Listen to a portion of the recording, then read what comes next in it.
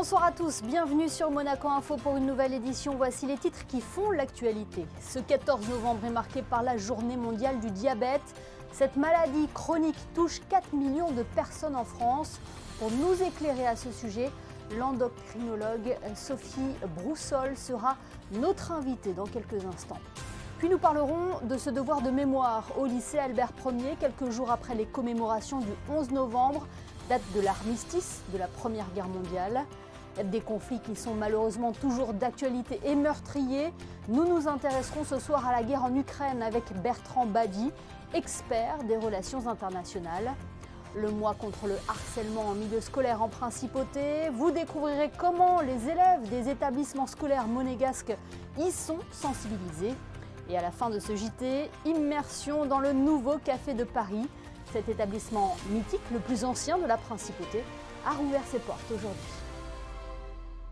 Un chiffre pour débuter ce journal, 500 millions, c'est le nombre de personnes atteintes de diabète dans le monde. En France, il serait 4 millions, un chiffre en forte augmentation ces dernières années. Ce 14 novembre, journée mondiale du diabète, est l'opportunité de sensibiliser la population à cette maladie chronique.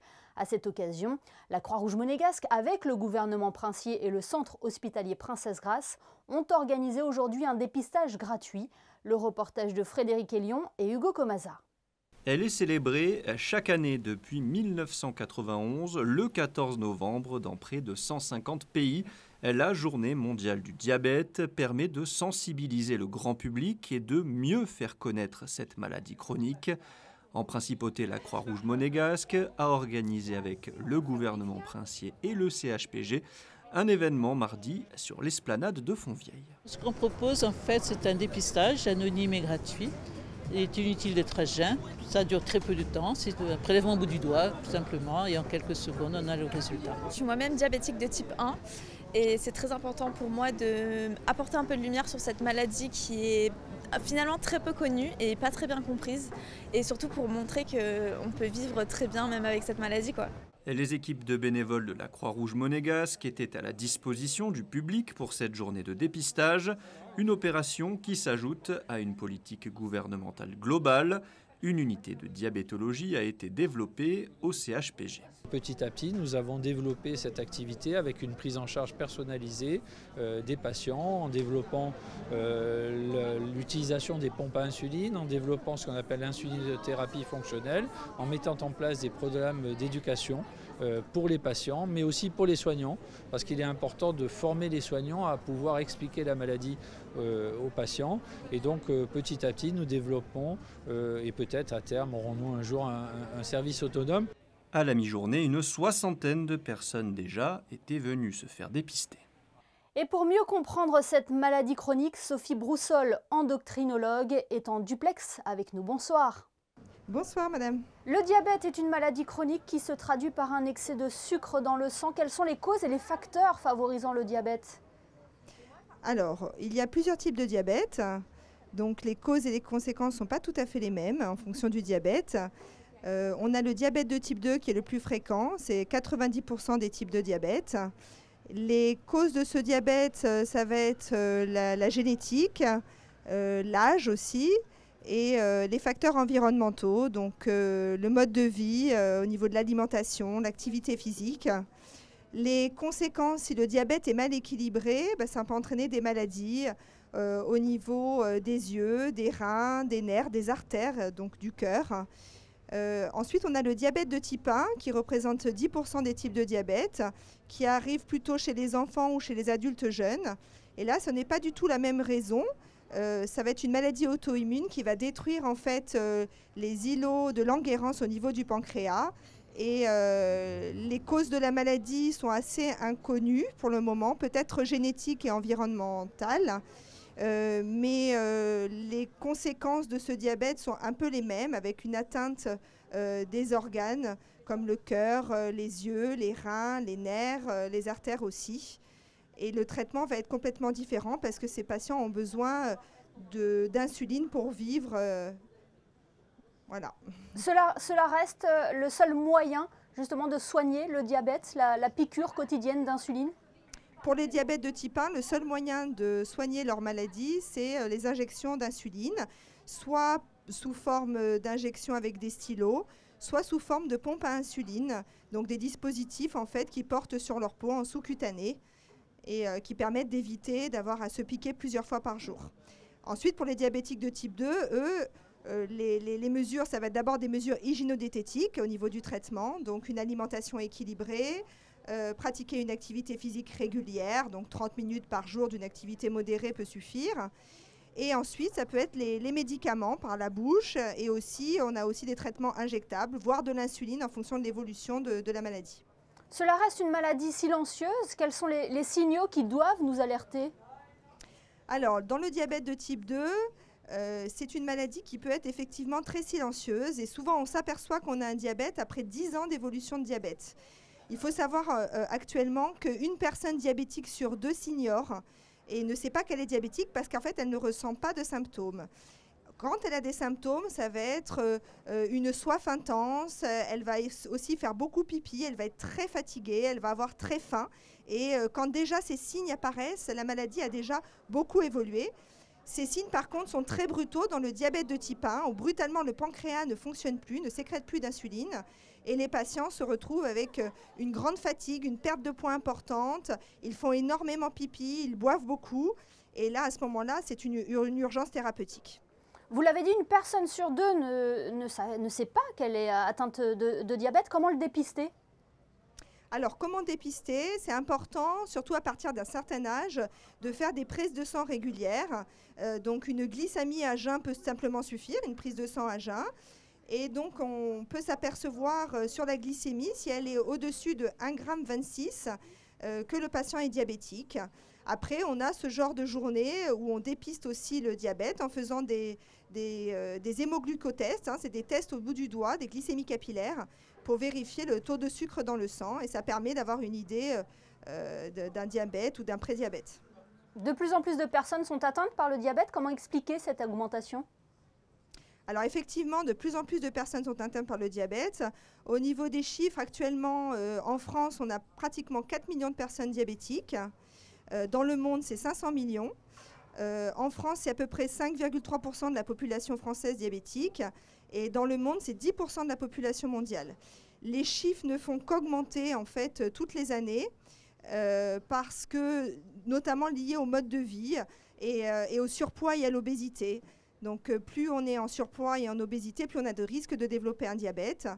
La population mondiale aussi vieillit. Il faut savoir qu'après 75 ans, c'est une personne sur 4 qui est diabétique. Vous parlez de l'alimentation. Est-ce qu'il y a des bons gestes à adopter? Est-ce que ça veut dire aussi qu'on doit bannir le sucre de notre vie?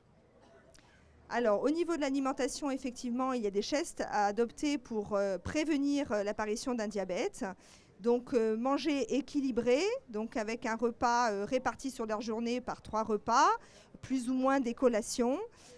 Éviter l'apport en sucre rapide inutile, comme les boissons sucrées, comme le sucre dans le café, dans le thé. Éviter les plats tout préparés aussi, qui sont souvent très salés, très sucrés, très gras. Et puis avoir surtout aussi une activité physique quotidienne, si on peut, c'est le mieux. Eh bien, merci beaucoup Sophie Broussol d'avoir été notre invitée ce soir. On le rappelle, vous êtes endocrinologue au Centre hospitalier Princesse Grasse. Merci. C'est moi qui vous remercie. Au revoir. On ne s'en doute peut-être pas, mais le secteur spatial est un levier fort pour soutenir le développement économique d'un territoire et préserver son environnement. C'est en ce sens qu'une convention cadre de partenariat a été signée ce mardi entre le gouvernement princier et le Centre national d'études spatiales.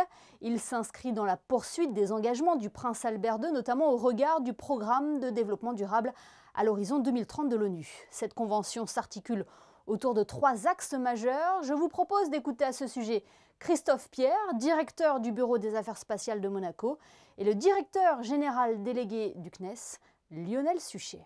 C'est une signature d'une convention cadre qui nous permet d'entourer des projets autour du spatial et le CNES, autour de 3 axes. Donc c'est faire connaître tout l'écosystème de ce secteur spatial en principauté.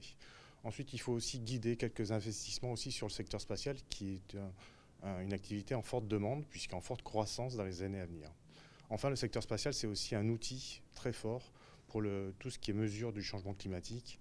Et tous ces outils-là, il faut que avec le CNES, on puisse l'apporter à notre communauté scientifique. On a des outils extraordinaires avec le spatial qui permettent, pour la première fois depuis le début de l'humanité, de regarder la Terre de loin et de l'étudier comme un objet, comme un seul outil. Si on donne l'exemple par exemple de la montée de l'eau, du niveau des océans, c'est ce niveau-là qui est mesuré à quelques millimètres près, puisqu'on est en moyenne à plus de 3 mm par an de montée des eaux, et c'est même un peu plus maintenant, ça ne peut être mesuré que depuis l'espace, parce que si vous mesurez ça dans le port de Monaco, vous allez mesurer à Shanghai ou à New York, vous allez mesurer des niveaux très différents, et certains endroits ça va baisser, d'autres ça va monter, donc on n'y comprend rien pour faire court. Alors qu'avec les outils spatiaux, vous avez la moyenne, et vous voyez vraiment comment réagit le système Terre, et comment il se réchauffe. Dans un tout autre domaine, nous vous en parlions samedi dernier à l'occasion des commémorations du 11 novembre. De nombreux événements ont eu lieu en principauté pour rendre hommage aux soldats morts au combat pendant la Première Guerre mondiale. Autre manifestation, celle de l'association des anciens élèves du lycée Albert Ier, qui a organisé hier soir sa traditionnelle soirée de commémoration de l'armistice. Le reportage de Frédéric Elion sur des images de Thomas Deus. Une commémoration de la victoire et de la paix. Comme chaque année depuis bientôt près d'un siècle, l'association des anciens et anciennes élèves du lycée Albert Ier se réunit pour rendre hommage aux anciens de l'établissement morts au champ d'honneur. Les événements récents de l'actualité rappellent la fragilité de la paix dans le monde. Il est primordial de perpétuer chaque année le devoir de mémoire. Cette association a été créée au lendemain de l'hécatombe de 1914-1918 et depuis nous ne manquons pas d'honorer ceux qui sont tombés au champ d'honneur ou en déportation ou bien sous les balles, c'est le cas de René Borghini, afin de faire revivre leurs souvenirs et bien sûr rappeler que sans eux nous ne serions peut-être plus là. Une messe a d'abord été célébrée en la chapelle de la Visitation avec plusieurs prières pour la paix dans le monde. Direction ensuite le hall d'honneur du lycée Albert Ier pour la cérémonie hommage, avec une minute de silence, le dépôt d'une gerbe de fleurs. Les hymnes français et monégasques ont été joués avant l'énumération de tous les anciens élèves du lycée Albert Ier morts au champ d'honneur. Graillot, Pierre. Mort au champ d'honneur. Meunier, Pierre. Mort au champ d'honneur. Et d'autres crises perdurent dans le monde entier. Les Nations Unies en dénombreraient une dizaine sur les 5 continents. Ces guerres évoluent d'heure en heure sans forcément trouver d'issue. Pour mieux les analyser et plus particulièrement mieux cerner ce qu'il se passe actuellement en Ukraine, nous recevons ce soir Bertrand Badi. Bonsoir. Bonsoir. Vous êtes expert des relations internationales, professeur émérite des universités à Sciences Po Paris. Comment pourrions-nous qualifier la situation actuelle sur le front ? Alors, il y a plusieurs fronts dans le monde actuellement. Il y a le front ukrainien, il y a le front israélo-palestinien, et puis il y a les fronts oubliés, les très nombreux fronts africains, et puis aussi une pensée pour le front yéménite qui existe toujours, et pour l'instabilité globale au Moyen-Orient. Y a-t-il quelque chose de commun entre tous ces conflits ? Oui, certainement. C'est-à-dire l'implication très forte des sociétés et je dirais la confusion croissante qu'il y a entre les combattants et les humains qu'autrefois on aurait appelés civils et qui sont ceux qui aujourd'hui payent le plus lourd tribut à la guerre. On est dans des guerres qui impliquent tout le monde et qui du coup non seulement sont plus atroces, plus meurtrières, plus injustes, mais j'ajouterais beaucoup plus incertaines. Car si on peut contrôler des divisions sur le terrain, il est très difficile de contrôler ces dynamiques sociales, ces énergies sociales, ce que j'appellerais la tectonique des sociétés. Concentrons-nous sur la guerre en Ukraine. Est-ce que l'on peut dire que c'est un conflit qui s'enlise ? Par rapport à la situation telle que nous la connaissons depuis quelques mois, certainement. Mais par rapport aux objectifs affichés, qu'il ne faut pas oublier, par le Kremlin le 24 février 2022, on ne peut pas parler d'enlisement. L'objectif, le 24 février 2022, c'était de conquérir Kiev et finalement, employons le terme, d'annexer l'Ukraine à l'Empire russe. Ça a complètement échoué. Ce qui est déjà une défaite militaire pour le Kremlin, une victoire pour la société ukrainienne. Mais c'est vrai que depuis finalement le printemps dernier, il y a comme une ligne de front qui s'est stabilisée et qui est doublement inquiétante, parce qu'on sait d'abord ce que valent les guerres de position. Elles sont meurtrières, elles sont usantes, elles coûtent la vie de nombreux soldats. Ça, c'est un premier point. Et puis la deuxième inquiétude, qui est la mienne, je ne vous le cache pas, mais je crois de pas mal d'observateurs, c'est qu'il est en train de se dessiner une ligne qui pourrait ressembler à une frontière future. Est-ce que ça peut annoncer une sorte de fin qui ressemblerait à un match nul, mais qui en réalité ne le serait pas parce qu'elle officialiserait l'annexion de la Crimée et des oblasts orientaux et méridionaux de l'Ukraine? Je dirais, c'est un peu à la diplomatie de répondre. Oui, et certains disent que l'arrivée de l'hiver peut être stratégique pour les deux pays. Il se dit que la Russie pourrait frapper les infrastructures d'eau et d'énergie.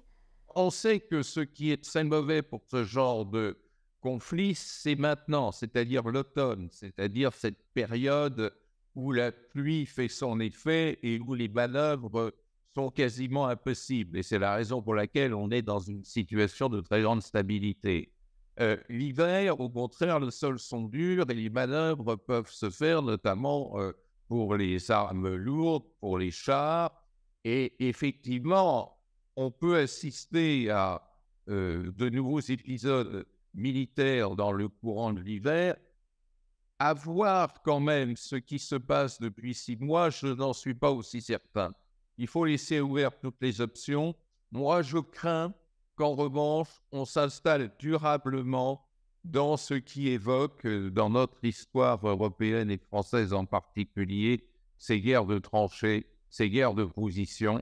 Et une guerre de position, elle ne tient longtemps que si les opinions publiques, les politiques et les choix diplomatiques vont dans ce sens. Moi, je vois quand même des choses inquiétantes venant des États-Unis, venant même d'Europe occidentale. Il y a ces conflits nouveaux qui apparaissent sur la planète.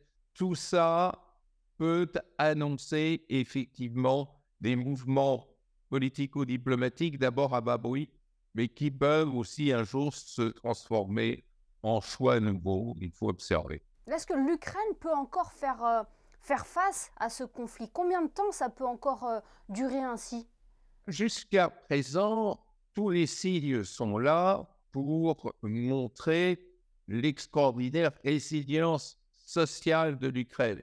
J'insiste sur l'adjectif social parce que, bien entendu, il y a une résistance militaire très forte, il y a une détermination du politique, mais tout ceci n'aurait pas de forme s'il n'y avait pas un ressort, une énergie sociale qui a mis en déroute, dans un premier temps, l'armée russe. Rien n'indique que cette énergie sociale vient à diminuer.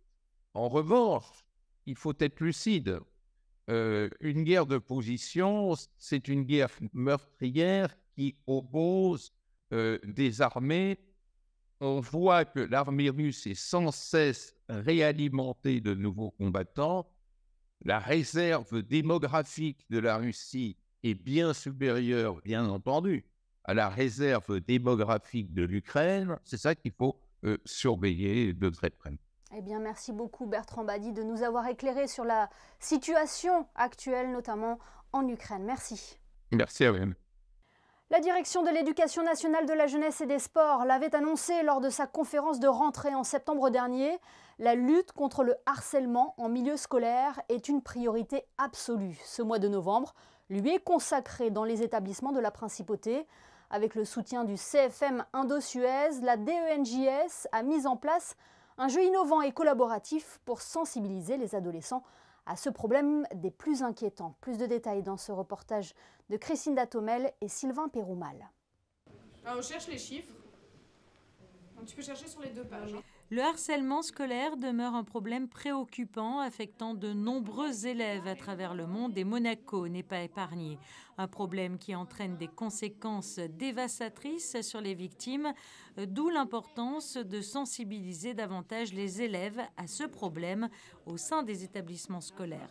C'est pourquoi à Monaco, durant toute la semaine, l'ensemble des collégiens de la Principauté en classe de 4e sont sensibilisés à ce fléau. Au programme, par exemple, au Collège Charles III, des ateliers et un escape game pour aborder un sujet qui reste très préoccupant. Alors dans cette matinée, ils sont mis dans des ateliers par petits groupes, des groupes d'élèves de 10, et puis ils essaient de résoudre des énigmes, c'est le principe de l'escape game, mais au regard du harcèlement. Donc il y a de la loi, des mathématiques, bref, ils regardent tout un ensemble de dimensions. L'idée, c'est que ce soit ludique, intéressant et surtout qu'il soit actif, acteur de ce qui va se passer et trouver des solutions contre le harcèlement. Est-ce que ça veut dire quelque chose, ce mot? Non. Absolument pas. Du coup, je vais te donner un indice. Le Q minuscule correspond au M. Alors évidemment, Monaco subit aussi le harcèlement en milieu scolaire, il faut être clair. Nous avons un comptage que nous faisons depuis plusieurs années, que nous affinons depuis la nouvelle loi contre le harcèlement de 2021. L'année dernière, on a eu 39 signalements de harcèlement environ. Et sur ces 39 signalements, il y avait à peu près une dizaine de cas.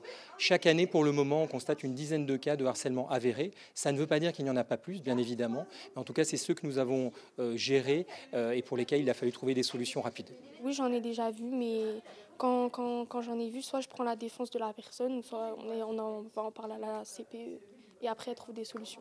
Je pense que c'est important pour nous prévenir des dangers du harcèlement et ce que ça peut causer, comme la dépression, la solitude, etc. Et je pense que c'est bien de nous en parler, voilà.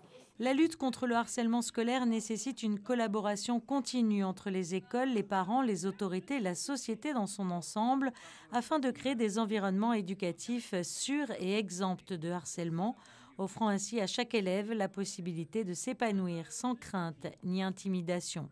C'est pourquoi en Principauté, des programmes éducatifs visant à promouvoir la tolérance, la communication et l'empathie sont mis en place chaque année pour tenter d'éradiquer ce problème. Et un numéro de téléphone ou une adresse mail est à composer en cas de harcèlement en milieu scolaire, denjs@gouv.mc ou le 98 98 83 05.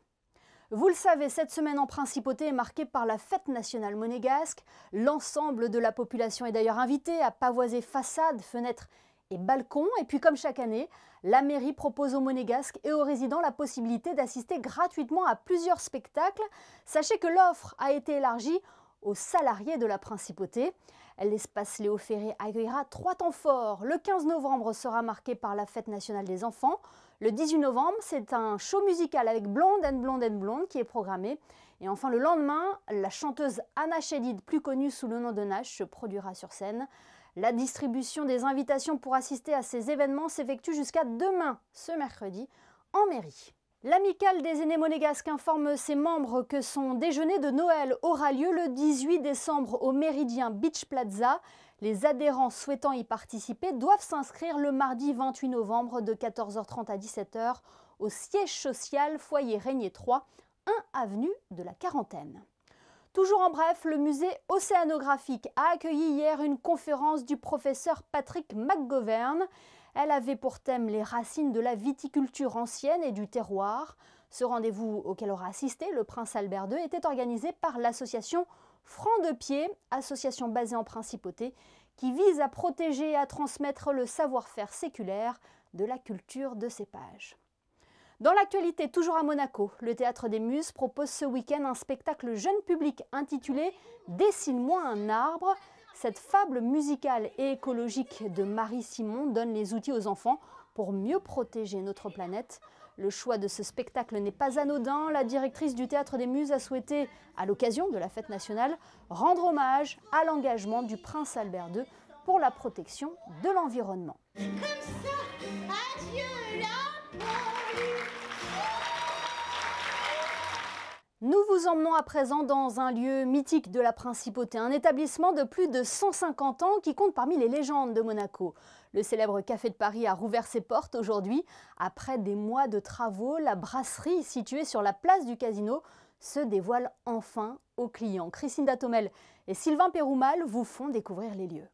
La mythique brasserie de la place du Casino vient de rouvrir ses portes ce matin, une date à marquer au fer rouge pour la SBM, car après s'être refait une beauté durant quelques mois, c'est métamorphosé que le Café de Paris a reçu ses premiers clients à l'heure du déjeuner.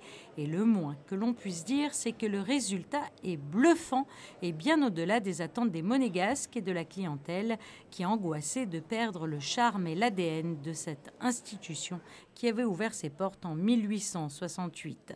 François Blanc, d'ailleurs, le bâtisseur du quartier de Monte-Carlo, avait dit « tout changer pour que rien ne change ». Eh bien, rarement adage aura été si fidèlement respecté. On va se retrouver dans l'ambiance du Café de Paris.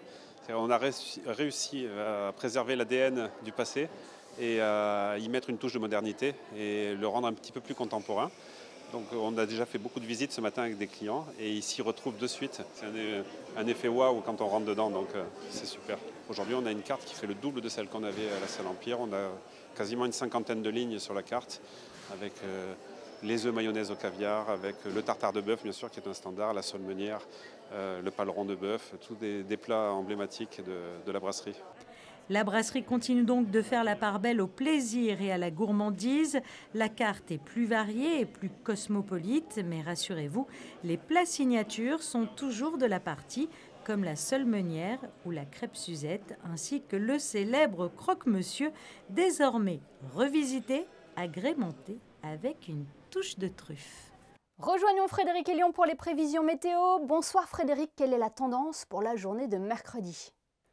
Du soleil, Émilie, même si le ciel sera un peu voilé le matin avec quelques nuages élevés, avant de devenir de plus en plus lumineux dans l'après-midi.